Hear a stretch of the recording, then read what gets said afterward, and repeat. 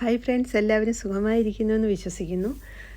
നമ്മൾ കുറേ കാലങ്ങൾക്ക് ശേഷമാണ് ഒരു വീഡിയോ ചെയ്യുന്നത്. അപ്പോൾ ഇന്ന് നമ്മൾ ഉണ്ടാക്കാൻ പോകുന്നത് ഒരു രാജ്മ കറിയാണ്. രാജ്മ ഒരു 8 മണിക്കൂറോളം കുതിർക്കാനിട്ടതിന് ശേഷമാണ് നമ്മൾ വേവിച്ചെടുക്കുന്നത്.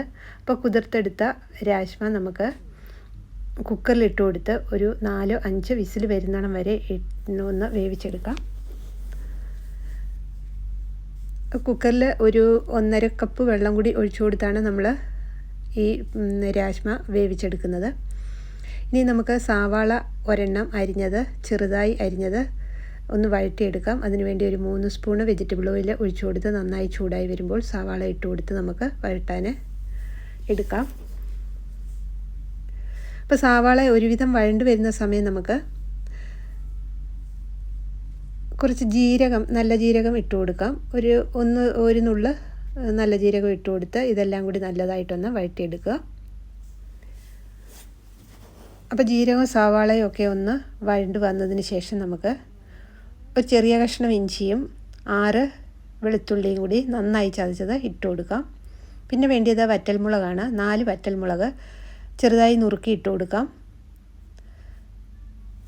തീയ ലോ ഫ്ലെയിമിൽ വെച്ച് കൊടുത്തിട്ട് വേണം ഇനി ഇതെല്ലാം ഒന്ന് നല്ലതായിട്ട് വഴറ്റിയെടുക്കാൻ. ഇപ്പം മുളകും കൂടി ഇട്ട് കൊടുത്തതിന് ശേഷം മല്ലിയാണ് ഇട്ട് കൊടുക്കുന്നത്.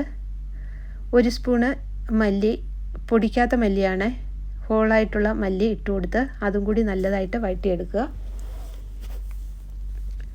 അപ്പോൾ ഇതെല്ലാം നല്ലതായിട്ട് വഴണ്ട് വന്നതിന് ശേഷം നമുക്ക് പൊടികൾ ഇട്ട് കൊടുക്കാം. 1/2 സ്പൂണ് ഗരം മസാലയും 1/4 സ്പൂണ് മഞ്ഞൾപ്പൊടിയും ഇട്ട് കൊടുക്കാം. അതിനുശേഷം കുറച്ച് കായപ്പൊടിയും കൂടെ ഇട്ട് കൊടുക്കാം. ഇതെല്ലാം കൂടി നല്ലതായിട്ട് ഒന്നുകൂടെ ഒന്ന് വഴറ്റിയെടുക്കുക. അപ്പോൾ പൊടികളുടെയൊക്കെ പച്ചമണമൊക്കെ മാറി നല്ലതായിട്ടൊന്ന് വഴണ്ട് വന്നിട്ടുണ്ട്. ഇനിയും ഈ മസാല നമുക്ക് തണുക്കാനായിട്ട് മാറ്റി വയ്ക്കാം. നന്നായി തണുത്തതിന് ശേഷം നമുക്ക് ഇത് നല്ലതായിട്ടൊന്ന് അരച്ചെടുക്കാം.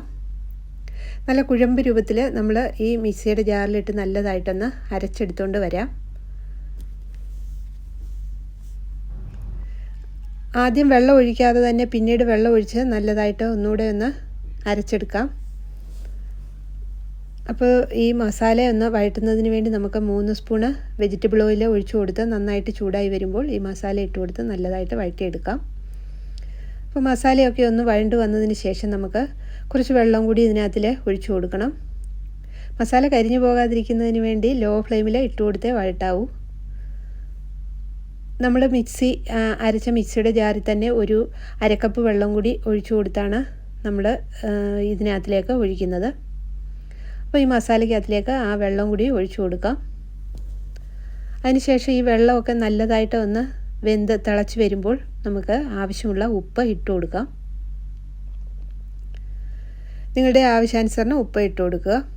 ഞാനൊരു 1/2 ടീസ്പൂണോളം ഉപ്പാണ് ഇട്ട് കൊടുത്തിരിക്കുന്നത്. അതിനുശേഷം ഈ അരപ്പൊക്കെ നല്ലതായിട്ട് ഒന്ന് തിളച്ച് വരുന്ന സമയം നമുക്ക് വെന്തിരിക്കുന്ന രാജ്മ ഇട്ട് കൊടുക്കാം. അപ്പോൾ വെന്ത രാജ്മയും അതിൻ്റെ കൂടെയുള്ള വെള്ളം കൂടി ഒന്നിച്ചാണ് ഒഴിച്ചു കൊടുക്കുന്നത്. ഇനി ഇതെല്ലാം നല്ലതായിട്ട് ഒന്ന് ഇളക്കി യോജിപ്പിച്ചതിന് ശേഷം തീ ലോ ഫ്ലെയിമിൽ ആക്കിക്കൊണ്ട് തന്നെ നമുക്ക് ഒരു 10 മിനിറ്റ് ഒന്ന് അടച്ചു വെച്ച് മസാലയെല്ലാം ഈ പയറിലൊക്കെ ഒന്ന് പിടിക്കുന്നതിന് വേണ്ടി ഒന്ന് അടച്ചു വെച്ച് വേവിക്കാം.